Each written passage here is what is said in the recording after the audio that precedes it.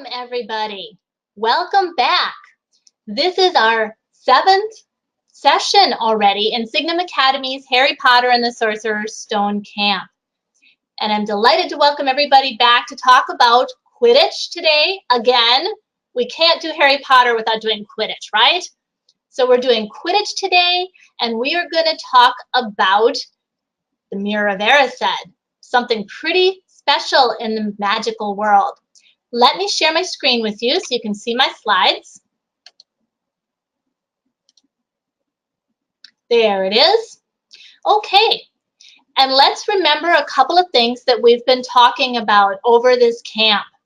We've been talking about appearance versus reality, haven't we? How in the magical world, things aren't always what they seem. We've also been talking about interpretations and misinterpretations. And we're going to see a little bit of that today. We're going to catch a glimpse of a couple things that should make us wonder, is Harry and our others interpreting things correctly? We've been talking about JK Rowling's vivid descriptions and wordplay, all those fun things that she does with words to catch our attention. And we've been talking about why Dumbledore doesn't come to Harry's rescue many times during the story, and how Harry becomes the person he is, even with his past experiences. So lots to keep in mind as we continue talking about Harry Potter and the Sorcerer's Stone. First thing I want to do today, though, is I want to address a question that was asked yesterday. Somebody asked how fast a Nimbus 2000 goes. Now, I couldn't find a statistic for that, but I did find how fast a firebolt goes. A firebolt will go 0 to 150 miles an hour in 10 seconds. Crazy, right? Now, firebolt, that's a pretty high-level broomstick. It's better than a Nimbus 2000, quite a bit better. So we can use that 150 to estimate how fast we think a Nimbus 2000 might go. Okay, if it's half as good a broom as the firebolt, it'll go about 75 miles an hour if it's half as fast, right? I kind of think it's a little bit faster than that, though. I wonder if it'd even go up to 100 miles an hour. Because remember, Nimbus 2000, that's the top of its line at that point, okay? The firebolt doesn't come till later. So what do you think? Wouldn't that be awesome? Could a broomstick go 100 miles an hour? I wonder, what would it feel like whizzing through the air at 100 miles per hour on a broomstick? Think about going 60 miles an hour in your car, or if you've ever been on a motorcycle and going 60 miles an hour. That's a little scary. I can tell you from experience. That's kind of a scary thing. But think about on a broomstick, right? Wow. Okay, so Nimbus 2000, it goes really fast when you're flying along up in the air. And we are going to talk more about broomsticks today because we are going to talk about Harry's first Quidditch game.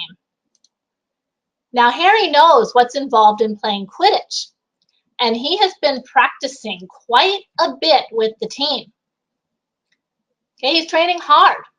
That first game, it's approaching really fast. And he's getting a little swamped, isn't he? With all his homework, with Quidditch practice, with Hermione's help, though, he's managing to get everything done. You notice what Hermione says? She doesn't let them copy her homework because how would they ever learn? But she does check it to make sure they get the right answers. And Hermione even lends Harry a book called Quidditch Through the Ages.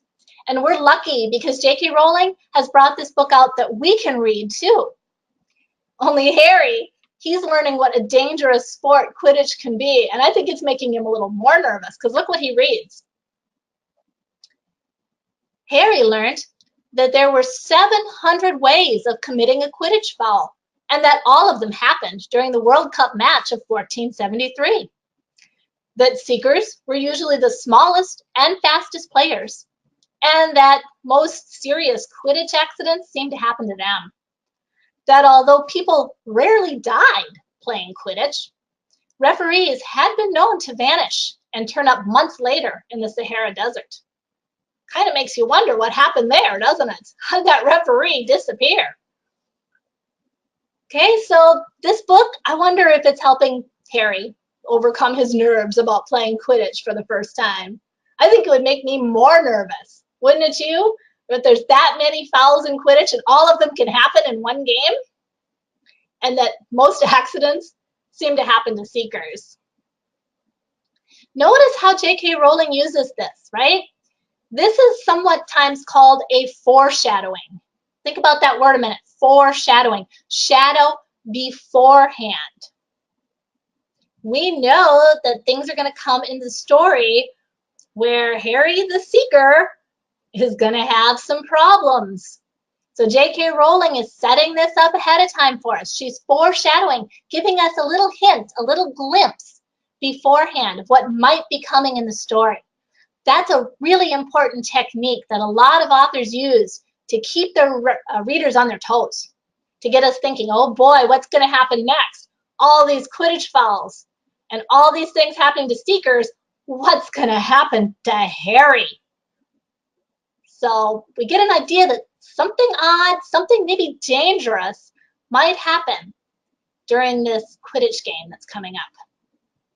But before we see it, we see somebody else being injured. Well, we don't actually see him being injured, we just see the results. And who is that someone? Severus Snape. Remember, Halloween, Troll came in to Hogwarts somehow, okay, and all the teachers, they're kind of running around looking for this troll. Kids are sent back to their common rooms. But what about Snape? Where was he? We know he was with McGonagall and Quirrell when they found the kids in the bathroom with the troll. But where was he beforehand? We get a hint. Well, we get more than a hint now, actually. Remember Harry, Ron, and Hermione? They first noticed that Snape isn't quite right, that something has happened to him when they see him limping across the schoolyard, the courtyard, during break. And he tells Harry off for taking a library book out of the school. Kind of a slim reason for telling somebody off, right? I think he made that rule up as he went along there. But Harry wants his book back. It's Quidditch Through the Ages. He's learning about the sport he's going to be playing. So he goes to the staff room to ask for it back. Remember what Ron and Hermione say? Oh, better you than me. We don't want to go and get that book back from Snape. But Harry's going to do it. But in the process, he sees something really surprising and something kind of horrible when he reaches that staff room. Snape and Filch were inside, alone. Snape was holding his robes above his knees. One of his legs was bloody and mangled, and Filch was handing Snape bandages. Ah, what has happened here? He overhears Snape talking, Harry does. And he hears him talking about a three-headed dog. How can you keep your eyes on all three heads at once? Says Snape. Good question, right? How can you keep your eyes on all three heads at one time? Okay, Snape sees Harry. And whoa, he gets mad. He's been found out now. Okay, and Harry, he dashes off as soon as Snape yells at him to get out. But now, Harry makes an interpretation. He's seen something. He's seen Snape injured. He's overheard him talking about the three-legged dog. And he makes a conclusion. He jumps to a conclusion, perhaps. Makes an interpretation that Snape is out to get whatever the dog is guarding. Okay, that's a little bit of a leap, isn't it? We know that Snape has gone in to see the three-headed dog and has been bitten by the three-headed dog. But Harry makes the jump.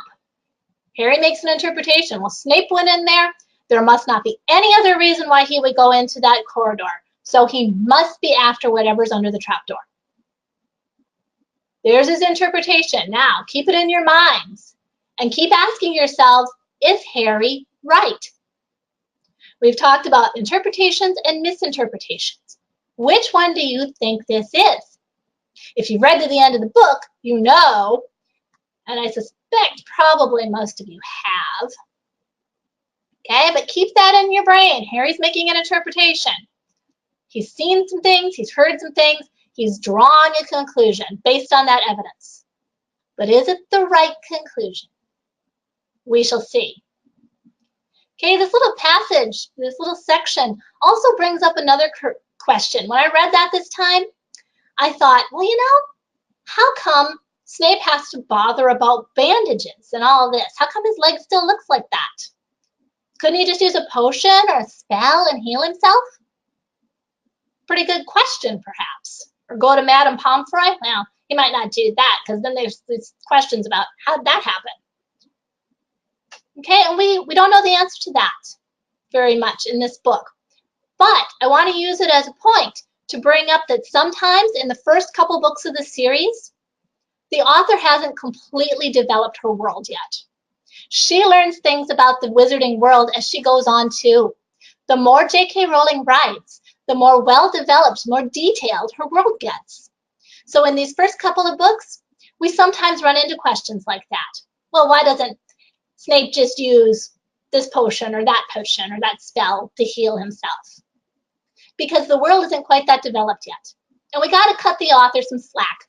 She couldn't develop everything at once. Okay, so we have these questions, and that's good. It's good to think about these things, but we can't let them get in the way of enjoying the story either, because we have to realize that writers develop as they go along. That's part of the deal with writing any series of books. Okay, so Harry has seen Snape now. He's seen him injured. He's dashed away. He's made his conclusion. Snape is after whatever is under that trapdoor. But he does not have a lot of time to think more about his problem or this conclusion that he's drawn, this interpretation. Game day has arrived. His first ever game of Quidditch. And Harry's really nervous. Have you ever felt like that? The first sporting event you participated in, maybe your first dance recital or music recital. I know I have. Really nervous. We all know what that's like, to be nervous like Harry is. But he knows what he's got to do. And he gets up in the air. And once he gets up on that broomstick, he's in his element. He knows what he has to do, and he loves it. And he also has some fun listening to Lee Jordan's commentary. Now, Lee Jordan, that's the Weasley twins' friend. He provides some pretty interesting Quidditch commentary. Okay, let's listen to him for a moment. I think his commentary is almost as entertaining as the game is. And she's really belting along up there. A neat pass to Alicia Spinnet. Good find of Oliver Woods. Last year only a reserve. Back to Johnson, and no, Slytherin have taken the quaffle. Slytherin captain Marcus Flint gains the quaffle, and off he goes. Flint flying like an eagle up there. And he's going to score. No! Stopped by an excellent move by Gryffindor keeper Wood. And Gryffindor take the quaffle. Okay? This part right here, that's pretty good objective commentary. That's stuff like we might hear a sports commentator talking about baseball or football or whatever talking like, right? That's the same kind of commentary. But we know that Jordan isn't always that objective, is he?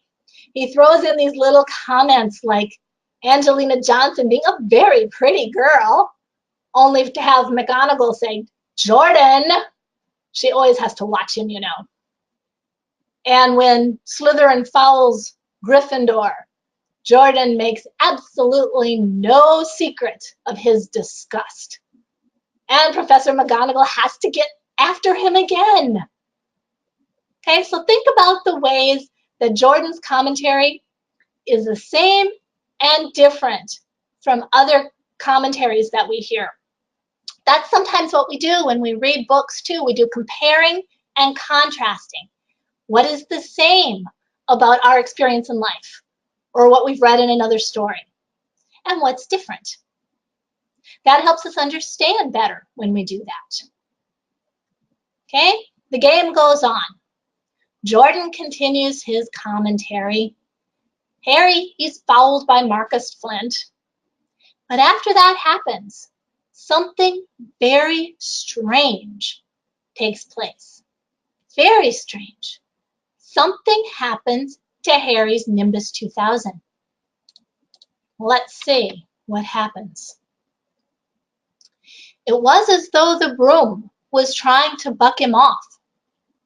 But Nimbus 2000s did not suddenly decide to buck their riders off. Harry tried to turn back toward the Gryffindor goalposts. He had half a mind to ask Wood to call time out. And then he realized that his broom was completely out of his control. He couldn't turn it. He couldn't direct it at all.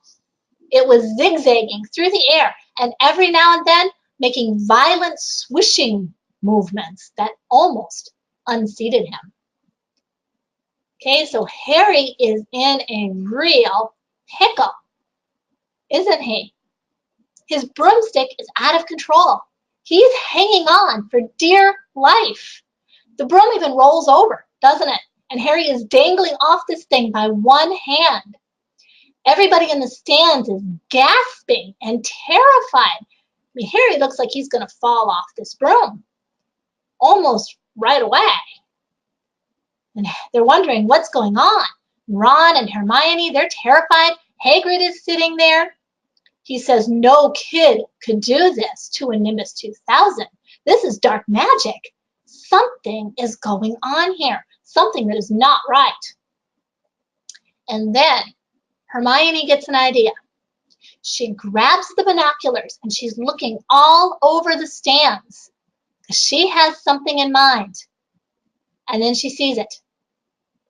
She sees what she thinks is the cause of what's going on. Why Harry's broomstick is trying to buck him off. She sees Snape muttering, staring intently at Harry. And she makes an interpretation. She draws a conclusion. Snape is cursing Harry. He's trying to knock Harry off his broomstick. And he's almost doing it too. That's scary. Okay, so she sees evidence and she makes an interpretation about that evidence. But is she right? It's a valid interpretation. She knows what a curse looks like. After all, you know Hermione, right? She's read all about them.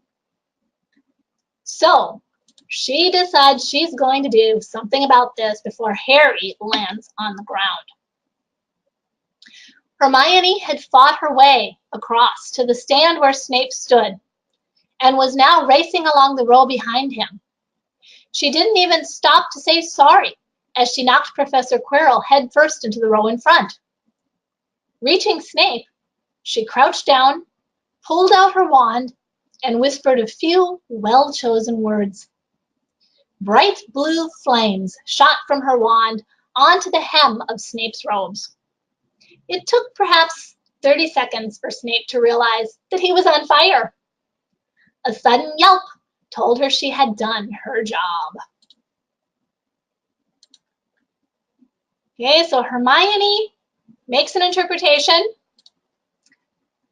She goes and acts on it, and she sets Snape on fire. Oh, what's a hem, somebody said. That is the very bottom of your robe. Take a look at your jeans if you're wearing jeans or shorts. You see that little piece of fabric that's folded over right on the bottom side of your jeans or your skirt or your shorts? That's a hem. It's just a little double piece strip of fabric at the very bottom of your garment. And that's what, it makes it a little bit more sturdy at the bottom. Okay, good question. All right, so Hermione sets Snape on fire. But notice what else she does. JK Rowling is careful to tell us she didn't even realize she was doing it, but she knocked Professor Quirrell into the row in front. Okay, so keep that in our brains. Rowling is dropping some hints here, perhaps. Okay, thank goodness, though, however it worked out for Hermione's quick thinking, because Harry manages to clamber back on his broomstick. Okay, he finally manages to get that thing under control. It behaves itself, or so he thinks. Right now, he's just absolutely relieved, and he starts heading for the ground. But then, something else happens. As Harry was speeding toward the ground, when the crowd saw him clap his hand to his mouth as though he was about to be sick, He hit the pitch on all fours, coughed, and something fell into his hand. "I've got the snitch," he shouted, waving it above his head, and the game ended in complete confusion.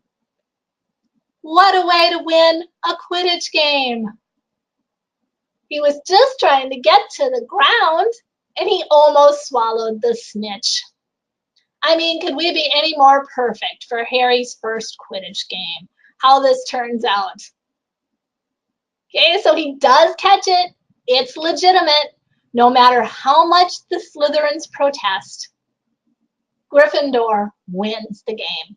Harry is successful in his first job as Seeker, even if a little bit unorthodox, a little bit different in his way of finishing this game and catching the snitch. The rules don't say anywhere with what the Seeker must catch the snitch. Hand, mouth, long as he gets it somewhere. Madam Hooch is all for it. She's the referee, remember? Gryffindor wins the game. But Harry, he is a little bit too shaken to hang around for the victory party this time. Ron and Hermione and Hagrid swoop in to take him off to tea at Hagrid's house. Okay, and they discuss what happens. And they tell Hagrid about Hermione's theory that Snape was cursing Harry. And she says, I've read all about these curses. You have to keep eye contact. And Snape wasn't blinking. He was staring at Harry. He was muttering under his breath. He had to have been cursing Harry. Okay, and Hagrid, he's not having any of that, is he? He denies it. He says, "I'm telling ya, you're wrong," said Hagrid hotly. "I don't know why Harry's broom acted like that, but Snape wouldn't try and kill a student.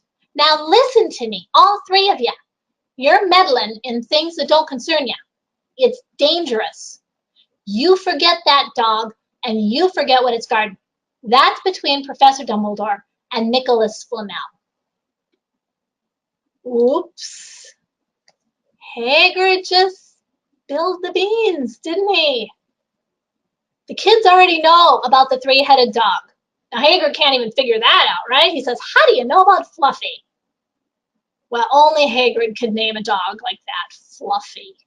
We talked about that in one session before, didn't we? Why he names his dog Fluffy.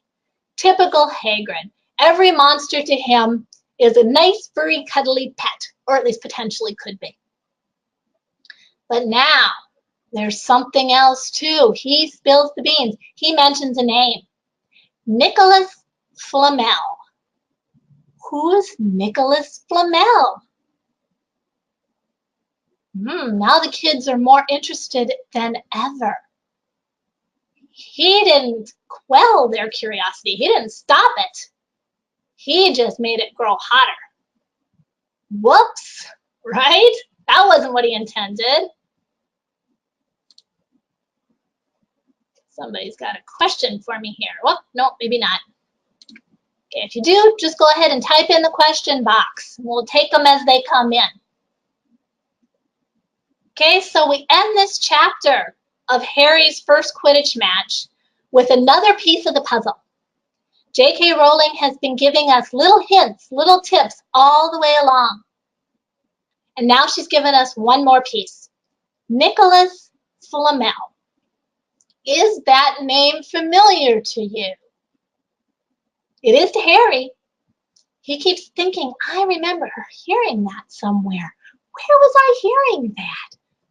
I've read that, I've heard that something before, and he can't remember. Okay, so let's take a look at your journal question for this chapter, for chapter 11. This one's a fun one.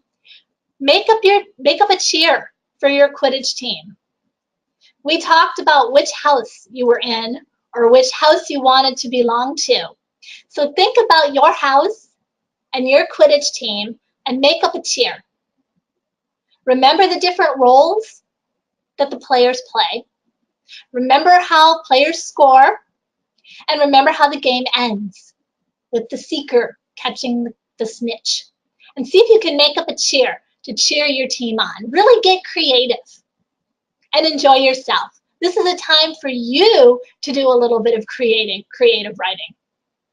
See, sometimes the books that we read, they can make us want to turn around and write our own creative pieces. I used to do that a lot when I was in elementary school and middle school, junior high. I would read something and I'd get in my head and it would just whirl around in there. And then pretty soon it would come out in my own story or my own poem. Okay, so you have a chance to do this now. Make up a cheer. You can rhyme it if you want or not, up to you. But see if you can get a cheer that will make your house Quidditch team push on to victory. Okay, we'll take a moment here to stop for questions or comments. Do you guys have any questions or anything about chapter 11 that struck you particularly, made you think about something, disturbed you? Go ahead and type those in if you do. And we'll start talking a little bit about the next chapter, which starts with Christmas at Hogwarts. It also starts with how cold Hogwarts is in the winter, doesn't it? Those corridors are freezing. Might make you appreciate your own school a little bit more. Oh, somebody was wondering, I wonder how deep was Professor Snape's wound? Oh, good question. It couldn't be too bad if he was just trying to bandage it, but it was enough to make him limp, right? So I'd say probably medium bad. It wasn't like down to the bone probably, because then he'd had to get help or to do something about it, but bad enough to put a bandage on it and limp around for a while. That dog took a little bite out of him. Okay, it can't have felt good. And we might not have a lot of love for Snape, but you got to feel a little sorry for the guy, maybe. So let's talk about Christmas at Hogwarts. Let's talk about the Christmas decorations at Hogwarts. The hall looked spectacular. Festoons of holly and mistletoe hung all around the walls, and no fewer than 12 towering Christmas trees stood around the room, some sparkling with tiny icicles, some glittering with hundreds of candles. This is another good example of JK Rowling's descriptive language. We can see this in our minds, can't we? She's really showing us the scene here instead of just telling us about it. Festoons of holly and mistletoe. You know what a festoon is? A festoon is this big, festive, beautiful gathering of things. So it's not just one little sprig of holly, not just one little piece. It's a whole bunch of them, all arranged very artistically together. And they're hanging down along the walls. Holly and mistletoe. Okay, and 12 Christmas trees. Think about how big the Great Hall must be to hold 12 Christmas trees and still have 4 tables for the students and 1 for the staff.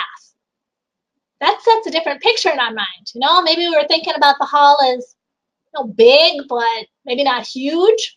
This gives us the idea that that hall is humongous.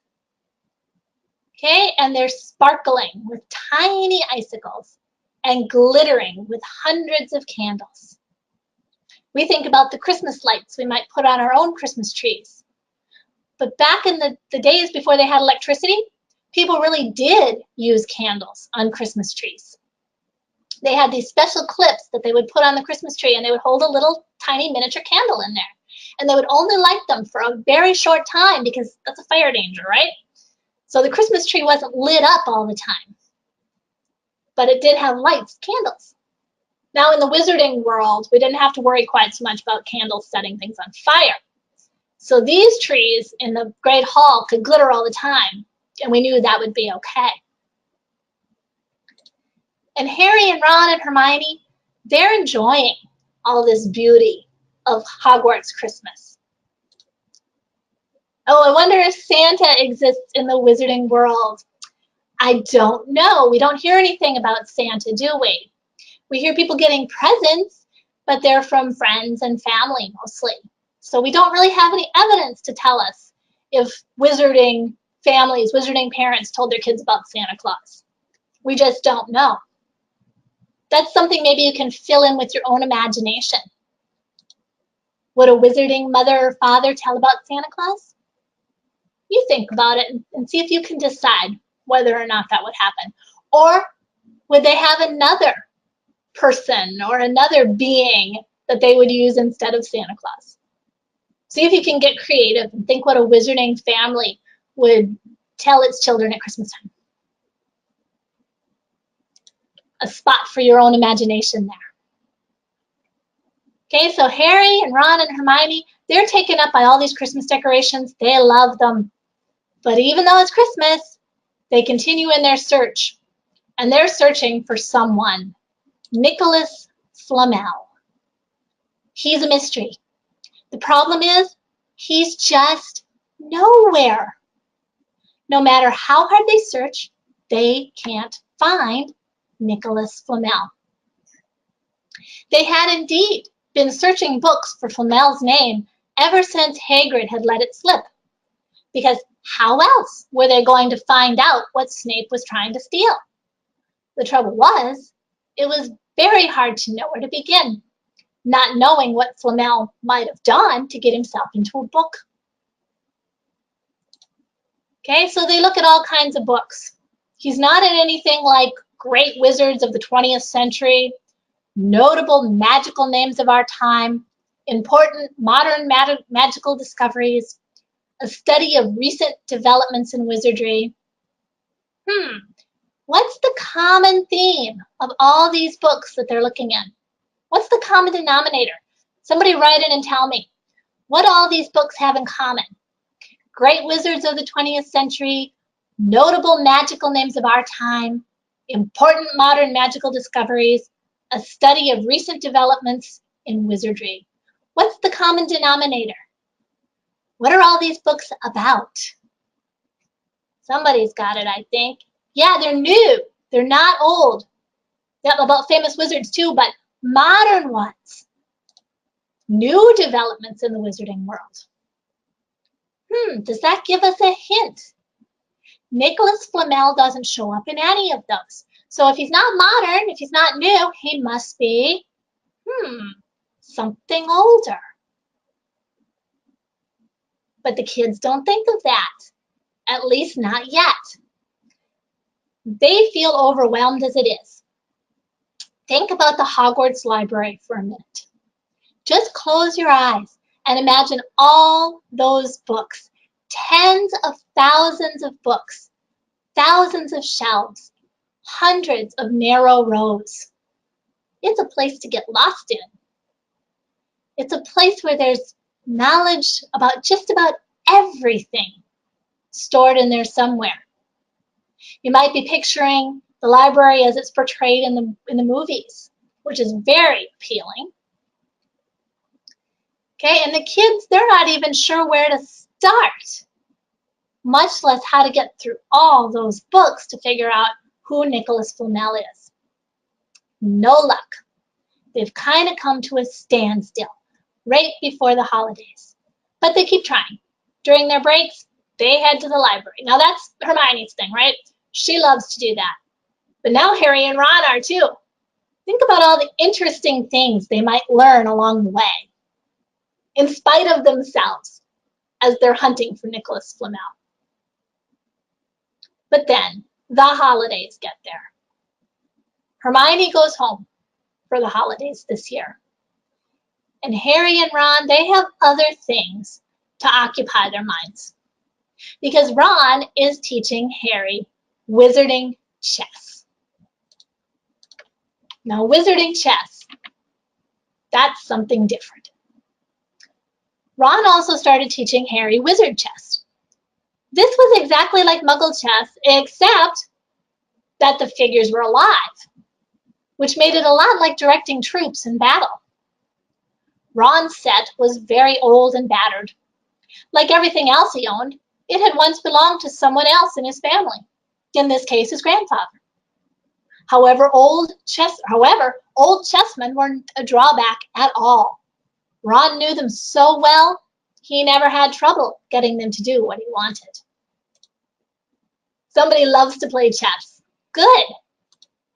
My cousin tried to teach me once, but I didn't entirely catch on. I think it was because I didn't practice enough. Maybe if I practiced more, I'd do better. Can you imagine playing with a wizard chess set? Can you imagine your pieces talking back to you?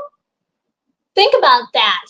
The pieces that Harry uses sometimes, they're saying, now don't pick me, don't send me there. Can't you see?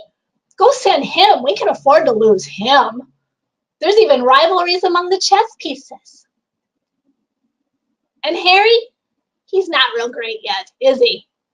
He has some trouble getting his pieces to take him seriously.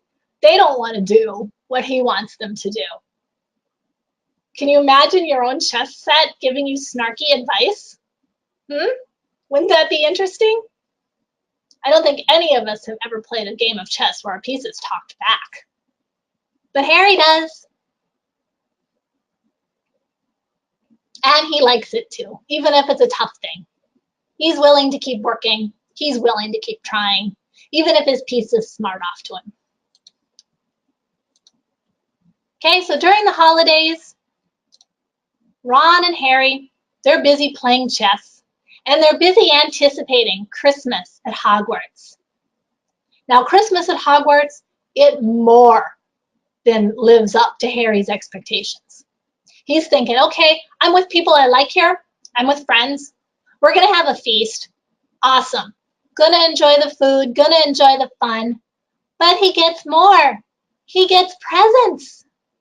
For the first time, Harry Potter gets real Christmas presents. At least the first time he can remember. We can probably imagine that his first Christmas, his parents gave him some really cool stuff. But he just doesn't remember that. But now, he gets a Weasley sweater, handmade by Mrs. Weasley, who will not forget him. He gets fudge from Mrs. Weasley, homemade fudge. You guys have ever had homemade fudge, you know how good that is. That's quite a good Christmas present. He gets chocolate frogs from Hermione. And he gets a wooden flute from Hagrid. Now that sounds like a pretty good Christmas for Harry, especially since he wasn't expecting anything at all. We might look at that and think, oh, he didn't really get a lot. Maybe we think back to our own Christmases this past year and think about the neat presents that we got. But look how satisfied Harry is. He wasn't expecting anything at all. So to get all these things makes him feel really good.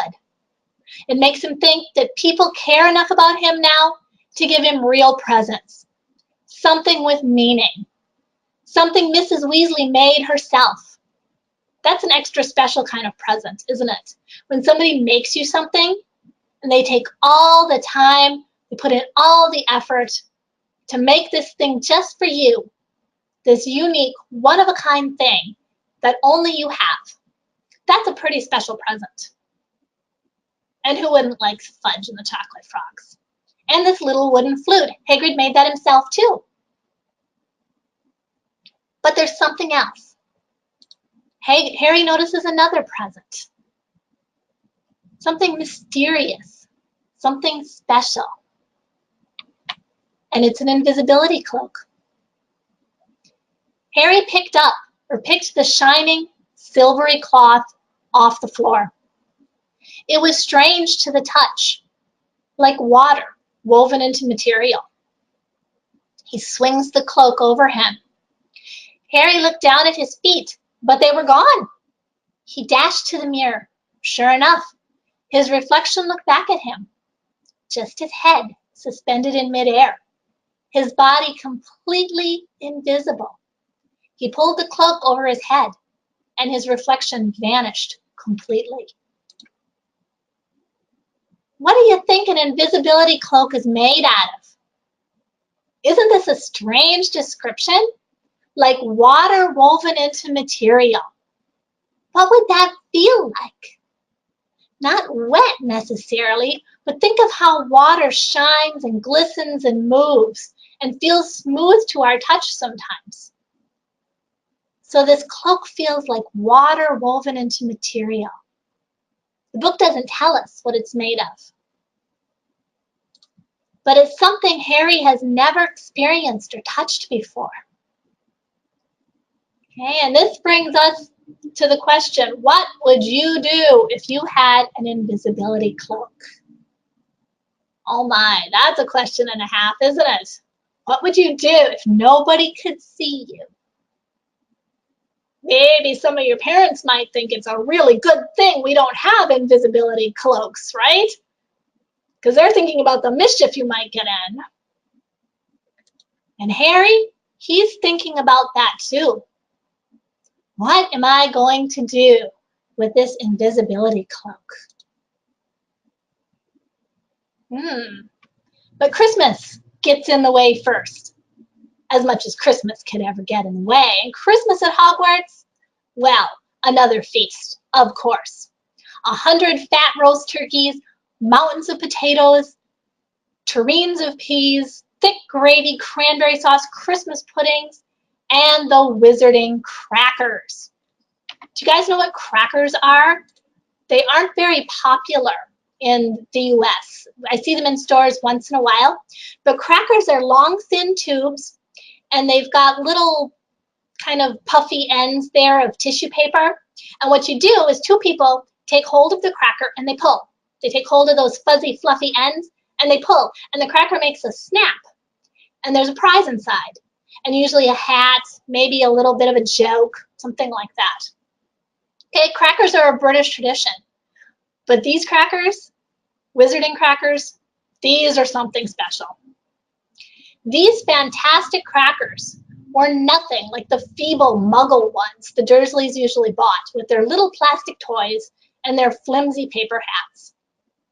Harry pulled a wizard cracker with Fred, and it didn't just bang.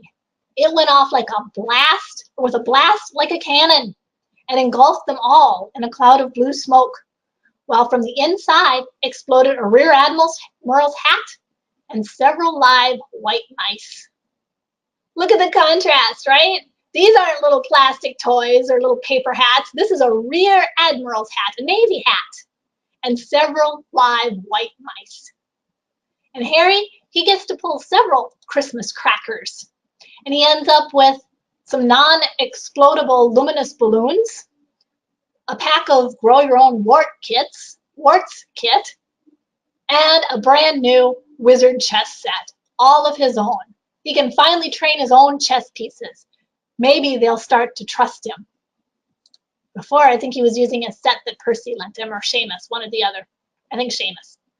Percy was trying to help. It didn't work. Okay, the white mice, though, disappeared. Harry had kind of a nasty idea that they would become Mrs. Norris's Christmas dinner. Okay, so it's best Christmas Harry ever had. Snowball fight, chess game, Christmas tea, but there's one more thing he wants to do. He wants to use that invisibility cloak. And he thinks, I'm going to do this myself the first time. And he thinks, I can go anywhere in the castle, and Filch will never know. Do you agree? Is Harry being a little overconfident here? He finds out very soon. He decides he's going to go back to the library. He's going to search for Nicholas Flamel in a place he wasn't allowed to look before, the restricted section. The place where the books are that people don't use too much at Hogwarts because they're dangerous books. They're books of dark magic. Okay, he decides he's going to look. And he gets into the library in his cloak. He has a lamp floating in the air next to him. Thinks that's pretty freaky. He steps over the books.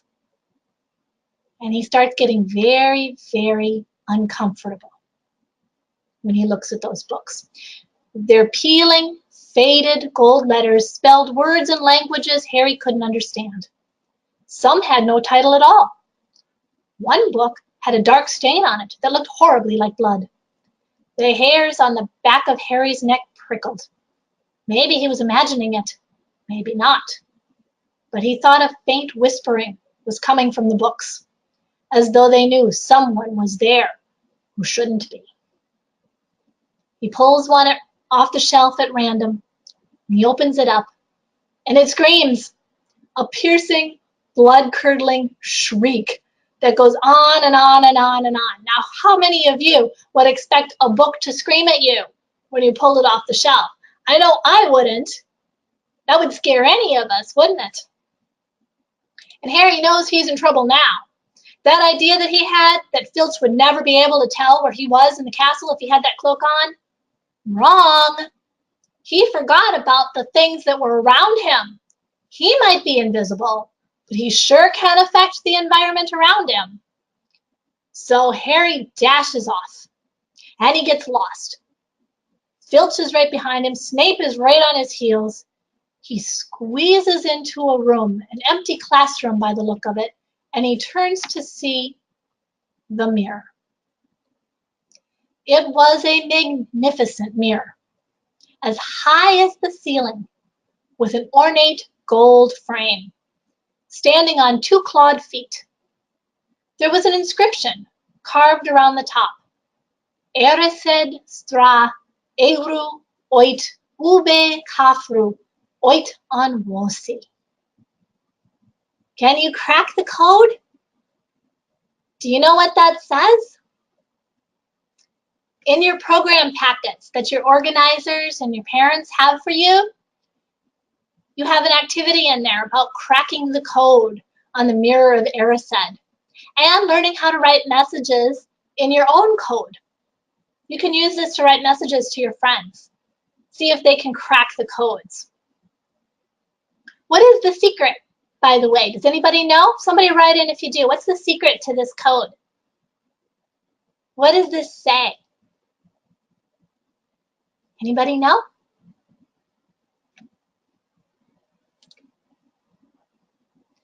The key to it is breaking the code up in things that look like words. Yeah, exactly. Somebody got it. It's backwards. It's written backwards.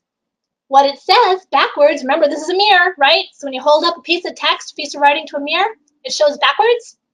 So here on this mirror is backwards writing. I show not you. What does it say? Now I can't read it backwards. I show not you your face, but your heart's desire. I show not your face, but your heart's desire. And what does Harry see when he looks in the mirror? Something that at first scares him, but that on further inspection seems startlingly familiar. He sees people. She was a very pretty woman. She had dark red hair and her eyes. Her eyes are just like mine, Harry thought, edging a little closer to the glass. Bright green, exactly the same shape. But then he noticed that she was crying, smiling, but crying at the same time. The tall, thin, black-haired man standing next to her put his arm around her. He wore glasses, and his hair was very untidy. It stuck up at the back, just like Harry's did. Harry sees his family for the very first time that he can remember. He sees his mom and his dad. He sees some other people, people with his eyes, people with his knobby knees. Remember? There's one old guy that's got his knobby knees. He's looking in the mirror at his family for the first time. And the text says he looks hungrily. He longs for this. He wanted a family so long. He found one at Hogwarts, to a point. He found one in the Weasleys, to a point. But now he sees his own family. And he wants his family. He knows he must leave. He knows he can't sit there in front of the mirror all day. But the experience affects him. When he goes back to the real world, away from the mirror, he doesn't want to eat. He doesn't want to play chess with Ron. He just wants to sit there and stare at his family. Do you think this is a good thing? Think about that. Is that a good way to spend your life? Sitting in front of a mirror, gazing at something that isn't real? The next night, Harry takes Ron along. And Ron sees something in the mirror very different than Harry does. Harry asks him, Ron, do you see your family?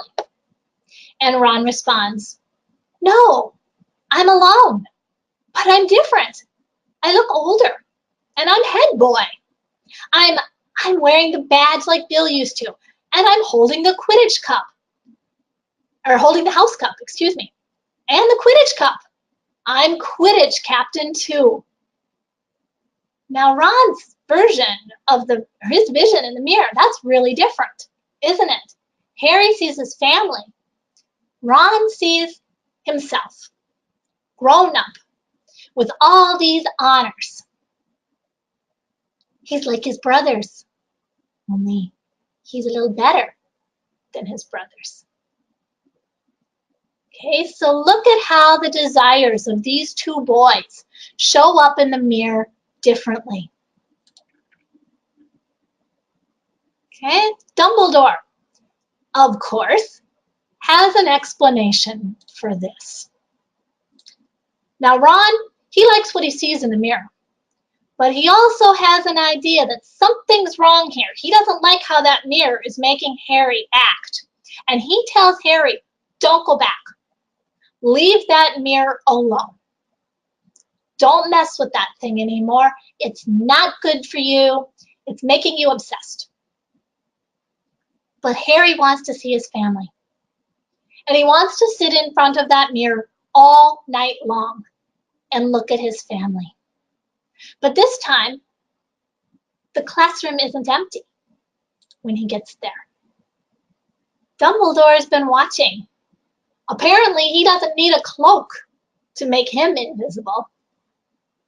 And he explains to Harry all about this mirror, the mirror of Erised. It shows us nothing more or less than the deepest, most desperate desire of our hearts. You, who have never known your family, see them standing around you. Ronald Weasley, who has always been overshadowed by his brothers, sees himself standing alone, the best of them all. However, this mirror will give us neither knowledge or truth. Men have wasted away before it, entranced by what they have seen, or been driven mad, not knowing if what it shows is real or even possible. What do you think about this mirror? Is this a good thing or is this a bad thing? What kind of a magical object is this? It shows us the deepest, most desperate desires of our hearts. We might think that's a good thing, right? It's good to know ourselves. It's good to know what's deep down inside. Harry gets that knowledge that he really does long for a family. He knows that before, but now it's very clear to him. Ron gets a reminder of how inferior he feels sometimes to his brothers, and how much he wants to do something special in his own right. But the problem comes in when we obsess about these things. When we are so focused on what we desire that we forget to take advantage of what we have, that we forget to appreciate what's around us, the good things that we have right now, right here. It's good to have dreams. It's good to think ahead to the future. It's good to desire things that are good for us and that we love. But it's also good for us to focus on the present. As Dumbledore reminds Harry, this is not knowledge and it's not truth. And people have wasted away before this mirror, not knowing if it's real or possible. They get obsessed. And Harry's starting to get that way. So it's a good thing that Dumbledore stops him And he reminds Harry, it does not do to dwell on dreams and forget to live. Okay, and here is your question then for this chapter. What would you see if you looked into the mirror of Erised, and why? Something for you to make note of in your journals. What would you see if you were standing before the mirror? What would appear before you? Remember what Dumbledore said? Harry asked him, well, sir, what would you see if you looked in the mirror? And Dumbledore said, I would see myself holding a pair of thick woolen socks. Nobody ever gives me socks for Christmas. They always insist upon giving me books. Do you think Dumbledore was being truthful? Harry got back to his dormitory and thought, maybe he didn't answer that question quite truthfully. But then he had to admit to himself it was a very personal question. And indeed it is. Okay, each one of us has to look into our own hearts to answer that question and to see what is the deepest desire that we have down there. What is it in life that you truly, truly want more than anything else? That's what the mirror of Erised will show. It's good to know that, but it's not good to get obsessed about it. Remember, don't dwell on dreams and forget to live. It's good to have dreams, but we also have to be right here in the present where we can make those dreams happen someday. Okay, we're getting on toward the end of our class session for today. And I'm going to give you guys a couple of minutes to put in questions if you've got them, comments, ideas, things that you enjoyed or scared you from this chapter or disturbed you. And I'm going to show you a picture like I so often do. So bear with me for a moment.